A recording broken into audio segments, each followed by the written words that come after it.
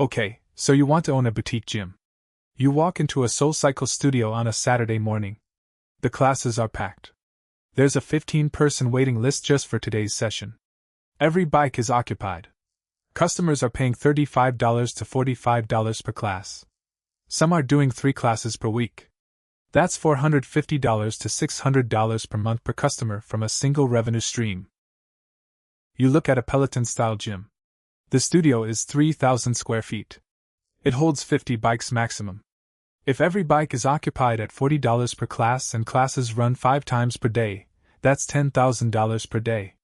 If the studio operates 365 days per year, that's $3.65 million in annual revenue from a single 3,000 square foot space. The margins look phenomenal. People are paying for classes in advance. The revenue is recurring. Customers are intensely loyal. They're not shopping around on price. They're committed to the experience. The boutique fitness industry is absolutely exploding. SoulCycle went public. Peloton became a multi-billion-dollar company. Barry's Bootcamp is expanding to dozens of cities. Orangetheory has hundreds of locations. F45 has franchised aggressively. People are spending $150 to $300 per month on fitness subscriptions. The shift from traditional gyms to specialized boutique fitness is structural. It's not a fad. Customers prefer focused experiences to sprawling generalist gyms. The economics seem almost too good to be true. Recurring revenue. High margins. Loyal customer base. Minimal inventory. It sounds like owning a printing press that prints money on a monthly schedule. It sounds like owning a boutique gym in 2015 when the space was booming and anyone with capital and reasonable location was making money. That is exactly the comparison people are making right now. The boutique fitness industry generates over $12 billion annually in the United States. There are over 30,000 boutique fitness studios operating. The category is growing at 20% to 30% annually, faster than traditional gyms. Major corporations are opening corporate wellness programs that hire boutique studios to teach on-site classes. Real estate developers are including boutique fitness studios as amenities in luxury apartments and commercial buildings. Fitness influencers are building personal brands through boutique concepts. The demand seems endless and the margins seem enormous. But here's what is actually happening on the ground, inside boutique fitness operations when the cameras are off and the actual profit and loss statements are open. The reality of owning a boutique gym is completely different from what the packed classes suggest. Some boutique gym owners are genuinely making money. Many more are barely breaking even. And a significant number are losing it quietly. The gap between the 3 groups comes down to a handful of things that almost nobody explains before you sign a lease and invest in specialized equipment. By the end of this, you will know exactly where the money comes from, where it disappears to, what the hidden costs really are, and what separates the boutique gyms that thrive from the ones where owners are working 70-hour weeks just to service debt. What a boutique gym actually sells. The illusion of simplicity. People assume that owning a boutique gym means you're selling fitness classes. You are. But that's not where the profit comes from. If you're selling fitness classes at standard boutique pricing, the margins are much thinner than the headline numbers suggest. A SoulCycle class that generates $2,000 in revenue from 50 riders at $40 per class seems incredibly profitable. It's not. What a boutique gym actually sells is community, transformation narrative, and social status. The ability to belong to an exclusive group of people pursuing the same fitness goal. The transformation story that you can be a different version of yourself through this specific modality. The social cash of saying, I take SoulCycle, or I do Orangetheory, or I go to Barry's. This is what customers are paying for. Not the calories burned. Not the fitness results. The identity and belonging. This is crucial. The boutique gym that succeeds is the one that captures customer identity and makes them feel part of an exclusive community. The customer who takes 1 class per week might quit. The customer who takes 3 classes per week is embedded. The customer who shows up at the same time daily, knows the instructors by name, and has friends in the class is a customer for life. This is the difference between struggling and thriving. The struggling gym is selling the service. The thriving gym is selling membership in a community. But here's where the math turns brutal. Building a community requires instructor consistency. It requires a specific instructor at a specific time. When that instructor leaves for another studio or quits fitness entirely, a portion of your community goes with them. The customer who came for the instructor might not stay for the replacement. You've lost recurring revenue. And you have no warning. It happens suddenly. This is the vulnerability that most boutique gym owners don't understand until they're experiencing it. The full upfront investment. What actually costs money? Everyone talks about the equipment. Nobody talks about everything else that eats capital before you open the doors. Lease and build out. $80,000 to $300,000. A boutique gym needs a specific location. Ground floor. High visibility. Foot traffic. Easy parking. In desirable neighborhoods, commercial rent is $3,000 to $8,000 per month. First month, last month, and security deposit immediately consume $9,000 to $24,000. Build out to create workout studios requires walls, flooring, sound systems, mirrors, and bathrooms. A 5,000 square foot space with 3 studios, locker rooms, and reception area requires $50,000 to $150,000 in construction and renovation. HVAC upgrades for proper climate control and high sweat environments cost $15,000 to $40,000. Bathroom fixtures and plumbing upgrades cost $10,000 to $25,000. Fitness equipment, $80,000 to $200,000. SoulCycle style studios need 40 to 50 bikes at $800 to $1,200 each. That's $32,000 to $60,000 in bikes alone. You need a sound system. Professional audio equipment costs $8,000 to $20,000. You need mirrors, flooring, lighting, shelving for water bottles, towel racks, cubbies, heart rate monitors if you're Orangetheory style. That's another $20,000 to $40,000. Equipment for a strength-based studio like Barry's or F45 is even more. Weights, racks, rowing machines, cable systems. Full build-out, $100,000 to $250,000. Technology and software, $20,000 to $50,000 initial, $500 to $2,000 per month ongoing booking software. Customer management system. Payment processing. Digital waiver systems. Heart rate monitor integration if applicable. Member app. Wi-Fi infrastructure. This is mandatory and expensive. Furniture and fixtures, $15,000 to $40,000 reception desk. Seating area. Shelving. Coat racks. Cleaning supplies storage. Locker room benches. Premium appearance matters. You're selling luxury. It needs to look like luxury. Insurance, $4,000 to $10,000 per year. General liability. Premises liability. Equipment coverage. Instructor injury coverage. Accident waivers help, but insurance is essential and expensive for high injury risk activities. Initial inventory and supplies, $10,000 to $25,000 towels. Water bottles with your branding. Mats. Wipes. Cleaning supplies. Toiletries and bathrooms. Premium brands matter because you're selling premium experience. Permits and licenses, $2,000 to $8,000 business licenses. Health permits. Building permits. Electrical inspection. Fire safety inspection. Marketing and grand opening, $20,000 to $60,000. You need to tell the neighborhood you exist. You need to fill classes on day 1. Grand opening promotions. Social media. Influencer partnerships. Brand photography. Website development. This is critical and it's not cheap. Staff training and initial payroll, $15,000 to $40,000 instructor training. Front desk staff training. Salary for staff during ramp-up period before revenue is consistent. Most boutique gyms need 2 to 3 staff members on site during operating hours. Working capital buffer, $20,000 to $50,000 money to cover operating expenses for the first 60 to 90 days, while you're building membership base. The real total investment, for a legitimate boutique gym with 40 to 50 bikes or equivalent equipment, the full upfront investment ranges from $280,000 to $800,000. Most boutique gym owners finance a portion of this. They take SBA loans. They take personal loans. They use home equity.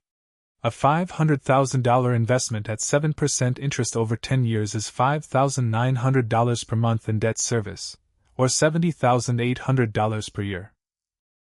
Where the money actually goes, the operating cost reality. Once you're open, the costs don't pause. They accelerate. And this is where the boutique gym business shows its teeth. Rent, 15% to 25% of revenue, typically 20%. A 5,000 square foot space at $5,000 per month is your reality. If your gym generates $50,000 per month in revenue, rent is $5,000, or 10%.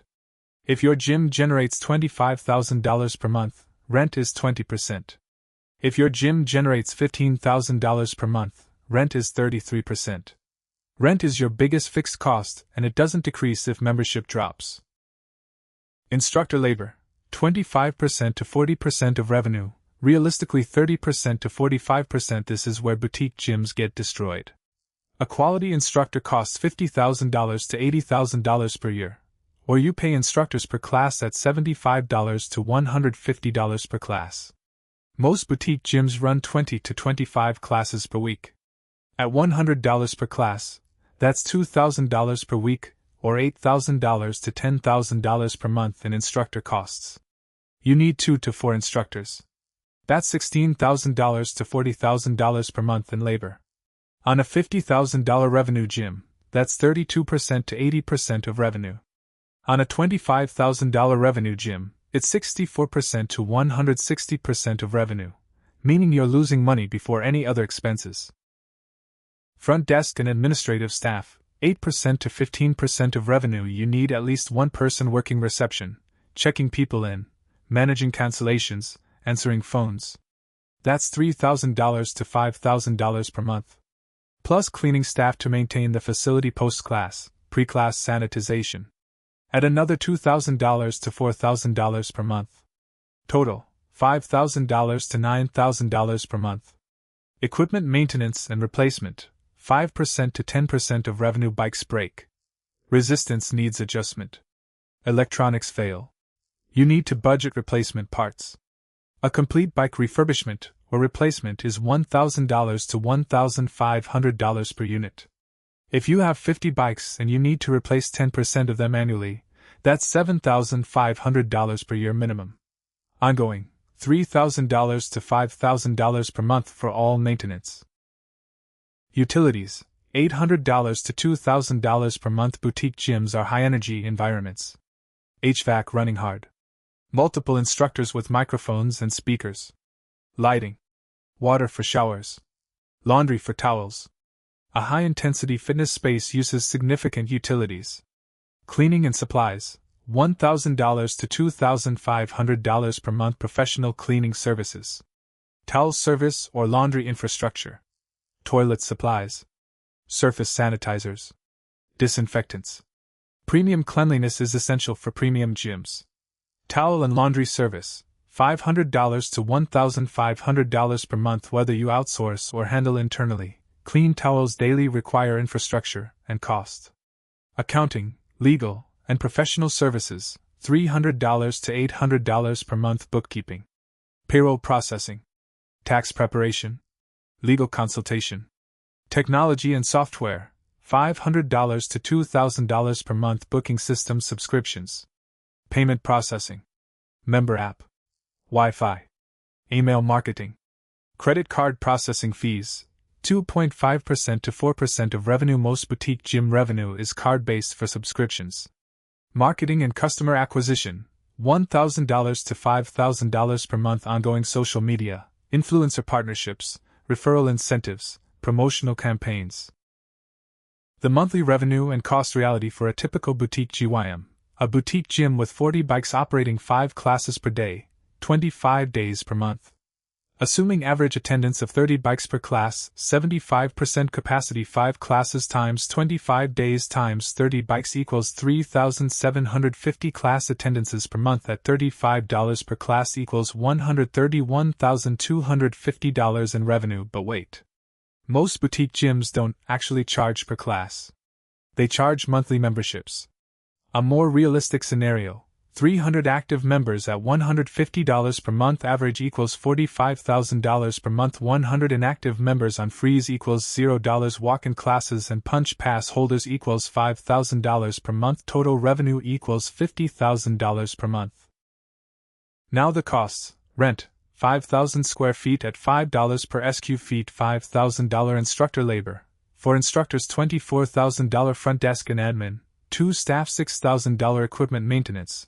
$4,000 utilities, $1,200 cleaning/supplies, $1,500 towel service, $800 professional services, $500 technology/software, $1,000 credit card processing, 3% $1,500 marketing, $2,000 miscellaneous, $500 total operating costs, $48,000 net operating profit, $2,000 less debt service, $5,900, actual monthly loss, $3,900, annual loss, $46,800.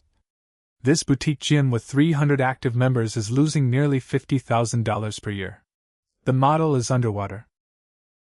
What boutique gym owners don't account for: the membership collapse trap. The math above assumes 300 active members. This requires consistent acquisition and retention. Here's what actually happens. Member churn rate. Industry average churn is 40% to 50% annually. This means half your members leave every year. The boutique gym that doesn't continuously acquire new members sees revenue collapse within months. Acquiring new members costs money. CAC, customer acquisition cost, is typically $30 to $80 per member. For a $150 monthly membership, breaking even on CAC takes 2 to 3 months. Seasonal membership fluctuations. January brings resolution-driven joiners. Many quit by March. Summer loses members to vacation. September gains them back. December is chaotic. Your revenue fluctuates 20% to 40% across seasons. But rent is constant. Staff is constant. You're losing money seasonally. Instructor turnover. Your best instructor, who brings 40 loyal customers to each class, quits. She got a corporate wellness gig or started teaching elsewhere. Her 40 customers follow her. Your revenue drops $14,000 per month from one instructor departure. You can replace the instructor. You can't replace the community she built. Pricing power erosion. You charge $35 per class. A new competitor opens nearby and charges $25. Your premium is gone. You lose members to price comparison. You have to drop prices. Margin shrinks. Equipment obsolescence. The newest boutique concept is virtual reality cycling. Your traditional bikes suddenly look dated. Customers try the new place.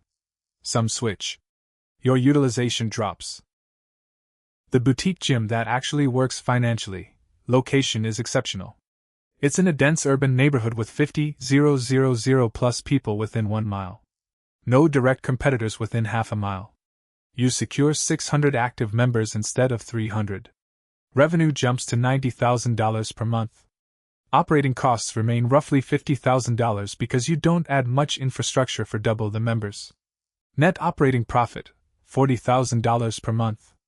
After debt service of $5,900, you're netting $34,100 per month or $409,200 per year. Now the business works. But getting to 600 members requires exceptional instructor quality, perfect location, and active community building. Most boutique gyms never reach this volume. The bad scenario. The more common outcome: you open a boutique gym in a secondary location. Rent is $3,000 per month, which is better, but foot traffic is lower. You build to 200 active members generating $30,000 per month in revenue. Operating costs are $42,000 per month because fixed costs don't decrease much. You're losing $12,000 per month. Add debt service and you're in serious trouble. You're working 60 hours per week and losing money. Most boutique gyms in secondary locations close within 3 to 4 years. The hidden cost nobody discusses: class quality and instructor satisfaction. The boutique gym lives or dies by instructor quality. But quality instructors burn out. Teaching 4 to 6 classes per day, 25 to 30 days per month is 100 to 180 classes per month. That's physically and emotionally exhausting. Instructors get injured. They need breaks. They command higher pay as demand for good instructors increases. You're caught between needing instructor consistency to retain community and instructor burnout requiring constant hiring and training. The gyms that thrive solve this by paying instructors well, limiting their class volume, and treating them like partners, not commodities. The gyms that fail treat instructors like replaceable contractors and wonder why community erodes when instructors quit. What separates successful boutique gyms from struggling ones? Location selection. The successful gym is in a high-density neighborhood with affluent demographic. The struggling gym is in secondary location hoping to build demand. Membership acquisition and retention. The successful gym has high community engagement. Members evangelize. Referrals are strong. Churn is 30% annually. The struggling gym relies on paid advertising. Churn is 50% plus annually. They're constantly replacing customers. Instructor consistency. The successful gym retains instructors through compensation and culture. The struggling gym loses instructors constantly and has to retrain. Premium pricing justification. The successful gym justifies $40 plus per class through superior instructor quality and community experience. The struggling gym competes on price. Diversified revenue. The successful gym has retail, branded merchandise, nutrition coaching, corporate partnerships, and online offerings. The struggling gym relies 100% on class revenue. The good versus bad scenarios side by side. The good outcome: you select an exceptional location in a wealthy urban neighborhood. Initial investment: $600,000. You finance $450,000 at 6% over 10 years. Debt service: $4,760 per month. You attract 600 members at $150 average monthly. Revenue: $90,000 per month. Operating costs: $52,000. After debt service, you net $33,240 per month or $398,880 per year. Within 4 to 5 years, you've paid off debt. Annual cash flow: $38,000 plus per month. You own a profitable business. The bad outcome: you select a secondary location at lower rent. Initial investment: $500,000. You finance $400,000 at 7% over 10 years. Debt service: $4,740 per month. You attract 250 members at $140 average monthly, lower price point needed to compete. Revenue: $35,000 per month. Operating costs: $42,000. You're losing $7,000 per month before debt service. After debt service, you're losing $11,740 per month. You're working 60 hours per week losing money. Within 24 months, you're either closing or pivoting. Conclusion: the actual economics of boutique gym ownership. Owning a boutique gym is not a passive income business. It's an operational business requiring constant attention to instructor quality, community engagement, and member experience. The boutique gym doesn't make money selling fitness classes.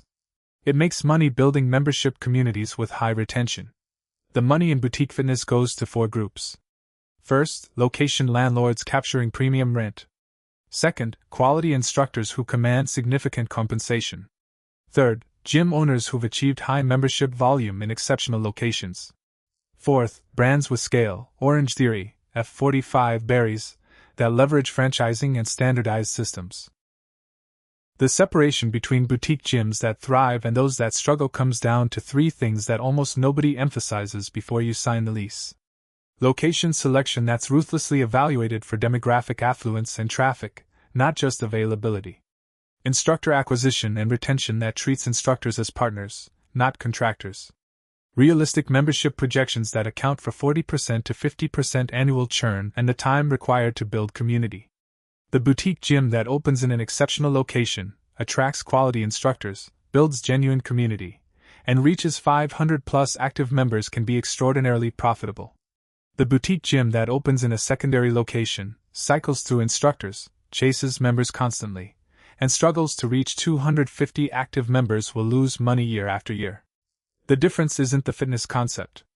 It's pre-opening decisions about location, membership acquisition strategy, and instructor satisfaction. Everything else is secondary.